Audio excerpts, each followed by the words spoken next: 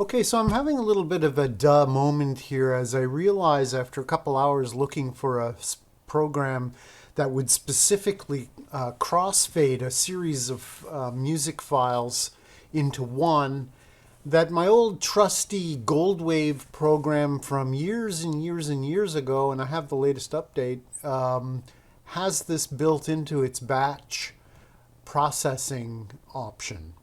So when you go into batch processing, I mean, what I'm trying to do is basically take some albums that I've recorded and create a single MP3 that just gives you a little sampling of each song. So I'm going to add some files here. I'm going to go to my hard drive here where I keep most of my recordings. And I've actually done a whole bunch of them already, but I'm now on to the 2000s, and I'm looking at songs that I recorded in the early 2000s. And I'm just going to copy all of those files into the source for this batch processing. Now, normally I just load up a bunch of waves and I convert them to MP3s, but I had no idea that there was really a lot more to this batch processing that could be, used. And in this case, I'm just going to convert them to waves. I just want short 12-second samples. And then I have like a file that I've created here, which I'll replicate now just to show you how this is done. But first I want to make sure my destination is set. And it is. If I go to my folder here, what I usually do is I go to where my source is, which is the albums. And since I'm working on an album here called Synthesia 1, I just double click it to rename it kind of thing and copy it. And then what I do is I go up to where I'm making the final shorts, and I create a folder here. And I just paste that folder in. It tells me what the folder should be. And so Synthesia, that's where I want to put all these final little samples. But the meat of this program is in the processing, of course, and these are the markers and things that I've set up. So basically, to explain the marker, I've basically decided that for each song, I'm just going to randomly go in 25 seconds and sample 12 seconds of the song. I'm going to trim it to that, and then I'm going to set a 1 second fade in. And the fade in is going to be very quick. It's going to be a logarithmic fade in, so it's just going to come in almost immediately, but it is going to fade in. And then I'm going to set a marker for 1 second before the end point, and it's going to fade out in a linear fashion. So this is a little smoother ramp going out. And I'll just click on this one to make another one just to show you how that is. When you add an edit, okay, you have after the beginning, you want to come in 25. I mean, I'm wanting to come in 25 seconds, and I'm wanting to sample for 12 seconds after the start marker, which is what you're seeing here. The start marker is at 25 seconds in, and then you got 12 seconds after the start marker that you want to do the sample. So if I add that and close it, it'll add another one there, which I don't need, so I'm going to just delete the other one. So and then trim is also an add function, and it doesn't have any parameters, so you're just telling the system that you want to trim to this length. And then you set a marker for your fade in, which is +1 after the beginning, and I'll show you that one too. Add edit. So here I basically just want a 1 second, so after the start marker. So add, close. Yeah, now I've got a +1. That's correct. Okay, so just deleting that. Okay, and then after that, for a 1 second point, I want to fade in of a logarithmic thing, and that's an add an effect option. Okay, so to add a fade in, you go add an effect, and then you open that up, and you've got all these different things that GOLDWAVE does, which is incredible. and you click on fade in, and you have the option to come in logarithmically, which is quicker, or you come in a little slower, slower ramp with a linear ramp. But I'm just going to come in quickly on the samples, and I'm going to only use the fade out. So in this case, I'm just going to close that, leave it the same. And exactly the same thing happens here, where I'm setting the fade out marker to 1 second before the end of the sample. Notice it says -1, so it's before the end marker. And then I'm fading out in a linear fashion. Okay, so we've got our songs loaded, we've got the process. We can save this by just clicking here, that updates it, and then we're doing a conversion to WAV files and basically saving them in the appropriate folder. So let's just begin that.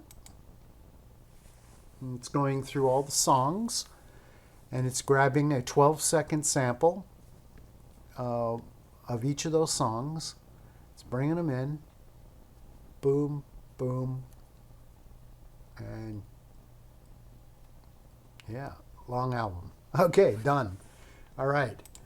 So I should explain that one of the reasons I'm doing this, I'm just going to close this now,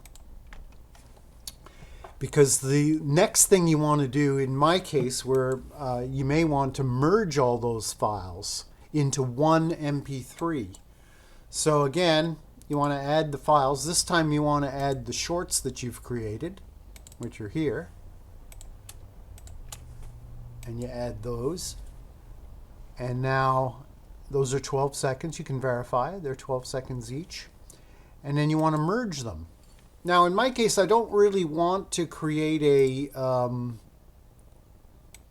I actually want to merge them into a file that's the same as the name of the folder. So that's where I want to put it. That's what I want to name it. So I've copied that and I'm pasting it there. I'll probably just delete that endpoint there. Now I don't want a WAV file because I'm using this in Unity 3D to assign to a series of albums I'm going to be posting in a virtual reality world. So I need to go through my album collection and make these short samplers so that when you go into these, basically what I have is a little record store in my next virtual world. And I'll show a picture of that. And basically, I want people to be able to walk up to the album and just pick it up. And when they pick it up, have this sample play of the songs that are on the album. So once I've got that set to MP3, I'm going to go into attributes and just verify that I've got a very small sampler, because I'm bringing in literally 64 albums from my archives and bringing in the samples. So I want them to be relatively small. And if I make them 64 kilobytes, it might sound like, you know, shitty quality and everything, but it's actually not too bad. Definitely gives you an idea of what's on the album, and we'll listen to it in a second. So what I want is I want to create 8,000 hertz, 64 kilobyte stereo sample, and I'm just going to go OK on that. And I'm going to, so it's going into here, it's going into the album called Synthesia, and I'm saving it. So boom, it's merged all the pieces together. And now if we look at if we open that file, if we go into shorts, in this case it's Synthesia, there should be one MP3 in there out of all the waves. I created the shorts as waves so I wouldn't lose too much quality because I'm already converting it to a pretty low res file. But let's load that MP3 up and see what it looks like. And there it is, short, logarithmic fade in, and a nice linear fall off at the end. And we can listen to this. And let's just hear what this sample of my album Synthesia from 2003, this is what it sounds like, little samples of it.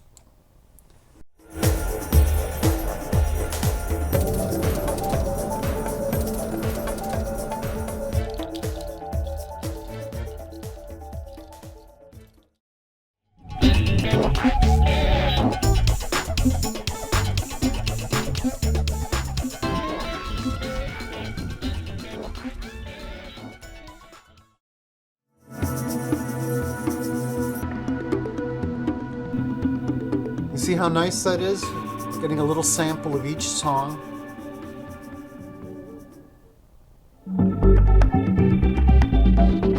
I like that logarithmic quick fade in, and I've always liked soft long fade outs, so the linear fade out is nice.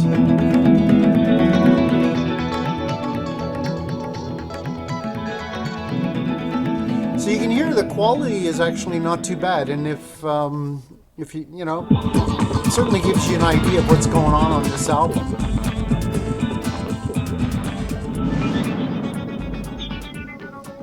It's a very electronica kind of an album.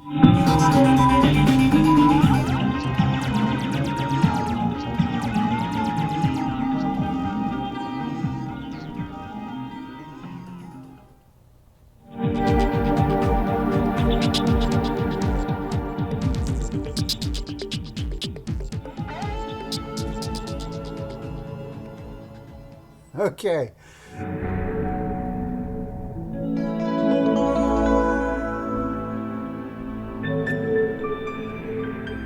Perfect. Okay, so this is exactly what I want. And the nice thing is, you'll have to come in the virtual world and hear the rest of this. Okay? The nice thing is that the sample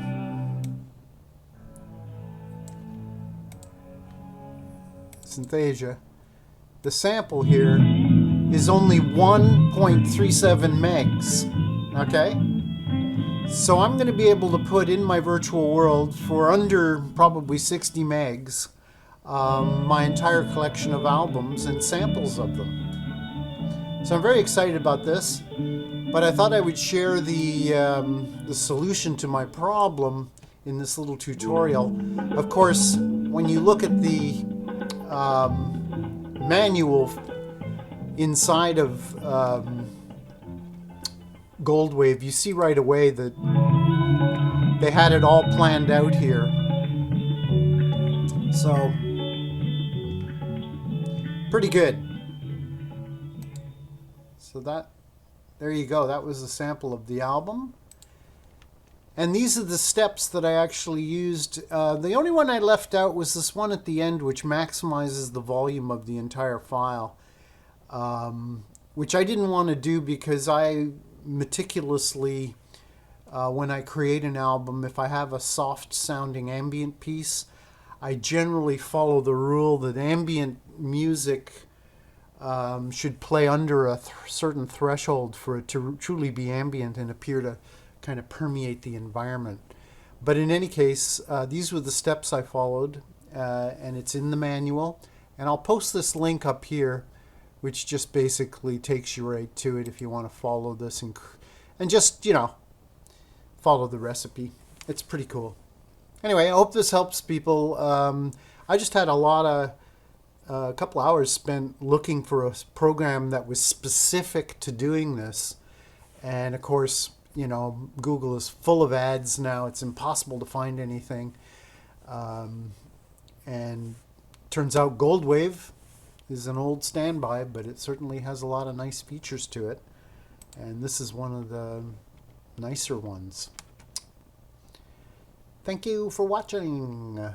Yeah, everybody says crush the like button. If you want, yeah, that'd be great. Okay, bye.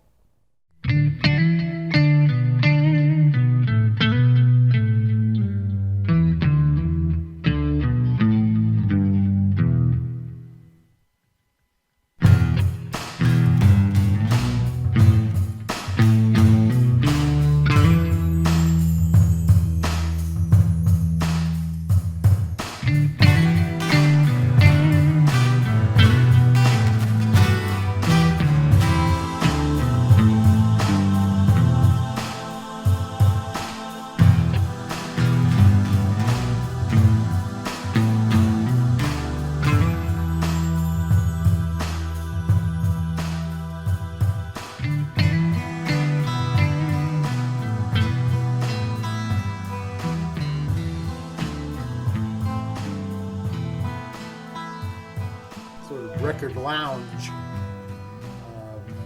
Of course, we're always looking for cloud gazers, $100 a day. That comes into effect once robots are properly acknowledged for their contributions to the workforce and are finally legislated to pay income taxes on their earnings, just like the rest of us.